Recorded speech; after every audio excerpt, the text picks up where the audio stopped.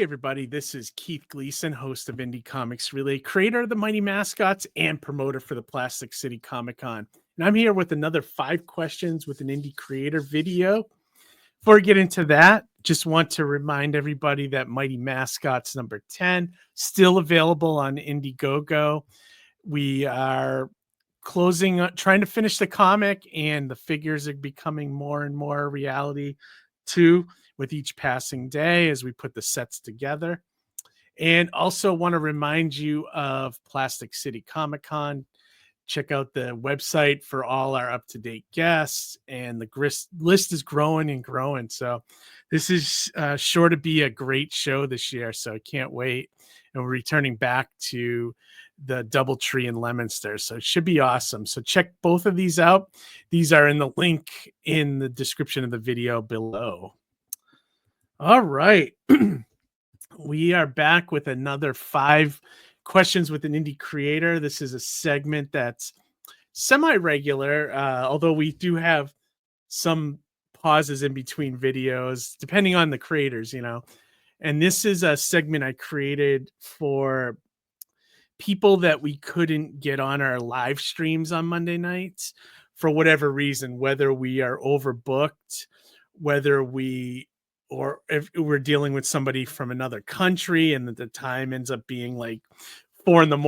over there when we're live, that kind of thing. So this segment exists as a promo for the Kickstarters that they have live, or, even if they just want to come on and promote their comic, things like that. So this month, this is the creator that's featured is Stephen Barone. And what I'd like to do is show his Kickstarter right now, which is The Dirty, the Filthy, and the Dead, issue 1. Now, Stephen reached out to me about this. It looks like a very cool comic. The premise is it's a horror comic with adult humor featuring a deranged cast of characters attending a class reunion. So sounds like all the elements of a great horror comedy are right there in the opening sentence. Now, the campaign was funded, but it's also what they call a Kickstarter late pledges, which is the same as Indiegogo with their in-demand feature. So you can still pledge to this campaign, and I will include the description. I will include the link in the description of the video. So if you like what you see, and if you like Steven through the video, please help him out. Check out the comic and click in and order a copy through Kickstarter. Just paging through the campaign, the artwork looks really good. Everything looks solid. If you're going to do a horror comic, you need a nice artist that can draw people well and storytelling elements. And I think it's all here from the looks of it. And the comic itself, you get the digital for $9, and it looks like the physical for $10, which is pretty standard in the indie circles. And, there's different covers and other perks on the campaign as well. So check it out. I think this looks cool, especially if you're a horror comedy fan, or even if you're just a fan of one of those. This looks neat, and it looks like a good campaign. And Steven seems like a great guy. So yeah. All right. So there's that campaign. And so I sent out 5 questions to Steve, I don't know, a week or 2 ago. And he got the video back to me the other day. And so here we are. I'm going to start with question number 1 for Steven. How does the setting of a class reunion amplify the horror elements in your comic, The Dirty, the Filthy, and the Dead? The class reunion amplifies the horror elements in the story by the story being taken place in a single location, which is an event space in a hotel. And so therefore it creates a claustrophobic environment. And within that claustrophobic environment, I introduce an unknown element who is the main antagonist. And then, the question is raised, can they leave the reunion? And if not, why? And so it kind of becomes, 12 angry men, but, the reverse. Instead of being the jury, they're the judged. All right. Question number 2. Who are some of the standout deranged characters introduced in issue 1? Some of the deranged characters that you will meet in issue 1 and hopefully continue on the journey with in the subsequent issues are Larry Deal, or aka the Big Deal. He was sort of the big man on campus back in the day. His friend Bobby Kincaid, aka Blobby. You'll also meet Denise Dunlap, aka Dunny. They all have nicknames because they're that kind of crew. Some of them become cruder as you meet some other people. And towards the end, you'll meet the main antagonist, Ralph, who I like to describe as one part George Carlin, one part John Wayne Gacy. So, yes, quite the character. Number 3. What song or songs from the character's high school days do you think blares ironically as the mayhem starts? Really interested in the answer to this one. I would say a song that might be ironically blaring as they walk into the reunion might be In the End by Linkin Park, because they find out that in the end it does matter. Also, I think that these are the kind of group of millennials that have grown up and maybe put Linkin Park on too high of a pedestal.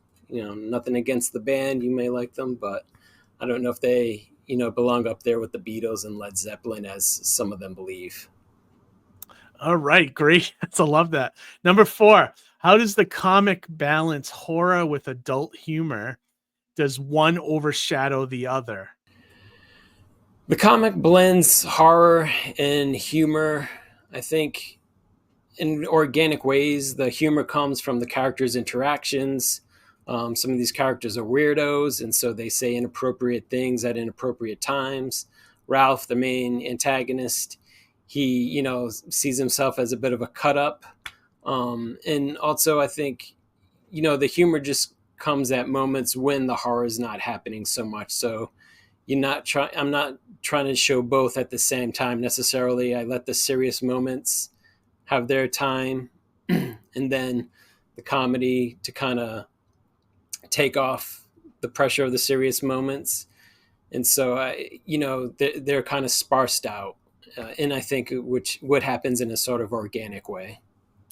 All right. And finally, question number 5. Does the comic explore any deeper themes about reunions, like nostalgia gone wrong or unresolved grudges, things like that?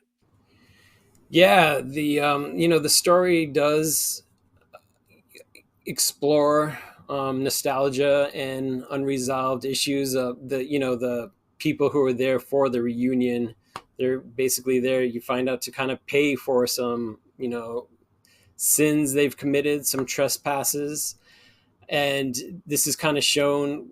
What happens at the reunion is Ralph shows them through sort of stage plays and set pieces their past sins, using maybe some of those people that they've harmed. Maybe some of those people are alive, maybe some of them are not. And so through those plays and set pieces, they actually see their past come to life. But it's not exactly going to look as pretty as it did in the past, and they actually get to see and feel the harm that they've done. And so that's how I incorporate the past within the present. And so not really doing flashbacks. It's the past is happening at the same time as the present, and you get to see the members of the people at the reunion reacting to it. All right. And then I always throw in a fun question at the end. Name 3 of your favorite horror/comedy films. 3 of my favorite horror comedy movies. I was kind of thinking about this, and there's a lot of favorites that people in general like, and I was thinking about those. And yeah, there's Young Frankenstein, Gremlins, and I'm not saying I don't like those films. I do, but I don't know if they're my favorites. So I know definitely one of them is Ed Wood, even though it's more comedy, but it does pay homage to horror films. And you know what? The other 2 are going to be Tim Burton movies as well. I'd go with Beetlejuice, because that's just a movie I've probably seen more than just about any other movie. And Mars Attacks. I didn't like Mars Attacks too much when I was a kid, but I watched it recently and I loved it. Plus, I love the trading cards. I wish I had the original ones, but I have When Dinosaurs Attack from the 90s, and those are excellent cards. If you don't have them, they're not very expensive to buy, and they're wonderful. So yeah, I got to go with Ed Wood, Beetlejuice, and Mars Attacks. All right. All great answers. Thank you so much, Stephen, for participating in our 5 questions with an indie creator segment. Like I said, these are semi-regular features on the channel. And if you are a creator and want to get your own 5 question segment, please reach out to us at the channel. There's links, I believe, in the description of the video. If not, just reach out to me on any of the social media I'm on. I'm pretty easy to get a hold of. But yeah, thank you so much, Stephen, for joining us. I think this turned out great. And for all you guys out there, like, subscribe, share the video. Join us every other Monday night for our live streams where we have indie creators on. Very much like a talk show, a lot of fun, a lot of information, a lot of good stuff about comics. And yeah, that's pretty much it. Have a great week, everybody. And most importantly, read some comics. All right, everybody, have a good one, and we'll talk to you later. Bye. Printed with Comics Wellspring. And yeah, this is printed with Comics Wellspring. Came out beautiful. High quality stuff. People think it's fantastic. All the books that you see at my table are through Comics Wellspring.